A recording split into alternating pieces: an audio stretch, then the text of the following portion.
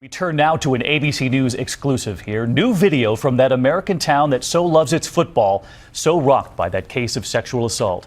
Tonight, for the first time, we see the police interviews with some of the teenagers who watched it unfold, some of them recording it. And tonight, new questions for any parent with a kid who has a cell phone. Can they be held accountable for what they capture on their phones and not acting on it? Here's my 2020 co-anchor, Elizabeth Vargas, tonight.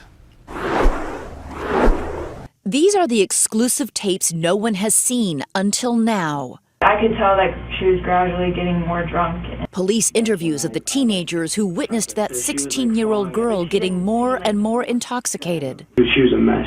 She wasn't responding. She was passed out. And the new question tonight is, why did this boy and others stand by and watch her being sexually assaulted instead of calling for help, spreading it through town, and turning it into a social media event? How many pictures did you take while you were at the house? But there were two. There were more tweets, even a YouTube video made by a teen who wasn't even there. She is so right now.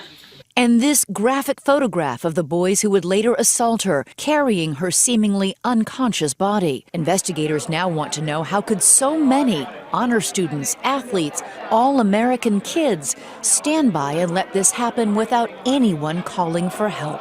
Not when she's throwing up in the street, not when she's passed out on the couch. Exactly. A lot of teens are drinking alcohol. They have just, entered that phase where decision-making is completely gone out the window. Days before that guilty verdict, one of the football players at the center of the case told us exclusively of the teen's mindset that night. If I would have thought that somebody was being raped or anything like that, I would have stopped it. Because that's been a lot of the criticism of the other boys in the case. Everybody was sort of laughing at her, but nobody was helping her. Yes, I really just think like everybody was just had a few drinks in them and they wasn't really thinking. And my 2020 partner, Elizabeth Vargas, here with us on the desk tonight. He does not believe what transpired that night was a crime. No, he didn't, and neither did any of the other children that night, the teenagers that night. That's why so many of them got out their cell phones, not because they thought they were chronicling a crime, but they were remembering the moment. You mentioned the cell phones. There are going to be a lot of parents out there who say, my kid's got a cell phone. Can they be held accountable for what they rolled on? Well, that is potentially possible. In Ohio, it is a felony to fail to report a crime.